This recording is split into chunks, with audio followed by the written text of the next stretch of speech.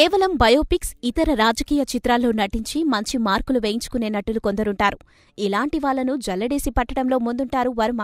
అలా వర్మ జల్లెడేసి పట్టిన వాళ్లలో శ్రీతేజ్ ఒకరు. శ్రీతేజ్ ఎవరు అంటే గతంలో వర్మ చేసిన వంగవీటి అనే బయోపిక్లో కనిపిస్తారు. ఆ యువనటుడు దేవినేని నెహ్రూ పాత్రలో ఒదిగిపోయి నటించారు.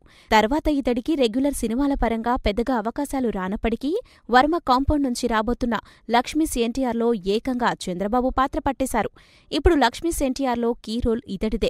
మహానాయకుడిలో ప్రతి నాయక పాత్ర నాదెండ్లది కాగా లక్ష్మీస్ ఎన్టీఆర్లో చంద్రబాబు పాత్ర అత్యంత కీలకం. కథానాయకుడిలో శ్రీతేజ్ రాజశేఖర్ రెడ్డి పాత్ర పోషించడం మరో విశేషం. ఈ మూడు పాత్రలు తెలుగు రాజకీయ రంగంలో అత్యంత కీలకమైనవే. మరీ ముఖ్యంగా చంద్రబాబు, రాజశేఖర్ రెడ్డి ఉమ్మడి ఏపీ రాజకీయాల్లో అత్యంత ప్రముఖ నాయకులు. వీళ్ళిద్దరి రాజకీయ జీవితాలు పోటాపోటీగా సాగిన విషయం తెలిసిందే. రాజశేఖర్ రెడ్డి, చంద్రబాబు మొదట కాంగ్రెస్లోనే ఉన్నారు. తర్వాతి కాలంలో ఎన్టీఆర్ టీడీపీ స్థాపించగా ఆయన అల్లుడు కావడంతో బాబు తెలుగుదేశం పార్టీలో చేరారు. దీంతో బాబు, రాజశేఖర్ రెడ్డి రెండు ప్రత్యర్థి పార్టీల్లో చేరి టగ్ ఆఫ్ వార్ పాలిటిక్స్ నడిపారు. ఇద్దరి మధ్య పచ్చగడ్డి వేస్తే బగ్గుమనే రాజకీయాలు నడిచాయి. ఒక దశలో చంద్రబాబుకు తిరుగు లేదన్న స్థాయిలో ఉండగా దాన్ని తన యాత్రతో బీట్ చేసి అనూహ్యంగా అధికారంలోకి వచ్చారు రాజశేఖర్ రెడ్డి. అక్కడితో ఆగక వరుసపెట్టున 2 సార్లు అధికార పీఠాన్ని చేజిక్కించుకొని ఇక చంద్రబాబు పని అయిపోయిందన్న పరిస్థితి కల్పించారు. తర్వాత రాజశేఖర్ రెడ్డి మరణించడం, రాష్ట్రం రెండుగా చీలడం, తిరిగి నవ్యాంధ్రప్రదేశ్కు చంద్రబాబు నవ ముఖ్యమంత్రిగా అవతరించడం చకచకా జరిగాయి. రాజశేఖర్ రెడ్డికి, చంద్రబాబుకు రాజకీయంగా ఎంతమాత్రం పొసగేది కాదు. అసెంబ్లీలో బాబు తల్లిని ఉద్దేశిస్తూ రాజశేఖర్ రెడ్డి మాట్లాడిన మాటలు అప్పట్లో తీవ్ర సంచలనం రేపాయి. ఇద్దరి మధ్య అంత దారుణమైన మాటల యుద్ధం సాగేది. అలాంటి ఇద్దరు హేమా హేమీల్లాంటి రాజకీయ నేతల పాత్రలు ఒకే వ్యక్తి వేయటం ప్రస్తుతం చర్చనీయాంశమైంది. శ్రీతేజ్ అంటే వంగవీటిలో నటించినప్పుడు తెలియకపోగా ఇప్పుడు ఇతడెవరో తెలుగు ప్రేక్షకులకు బాగా తెలిసిపోయింది.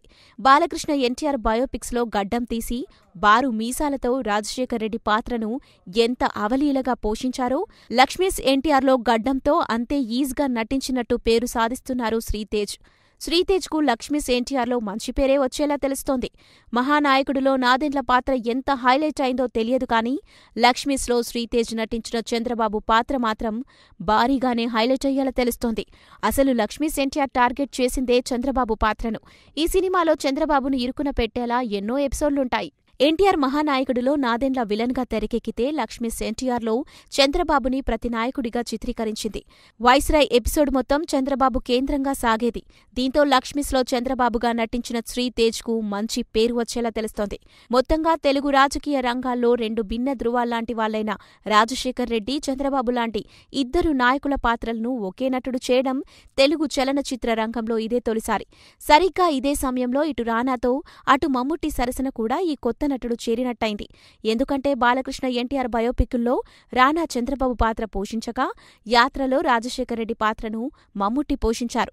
దీంతో ఈ ఇద్దరు ప్రముఖ నటుల నటనతో ఈ కొత్త నటుడు పోటీ పడుతున్నారు.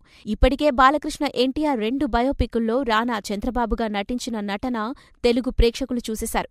యాత్రలో రాజశేఖర్ రెడ్డిగా మమ్ముట్టి నటన ఎంత సహజ సిద్ధంగా సాగిందో తెలిసిందే. లక్ష్మీస్ ఎన్టీఆర్ టీజర్లో చంద్రబాబులా శ్రీతేజ్ నటన మీద ఒక ఎక్స్పెక్టేషన్ వచ్చేసింది.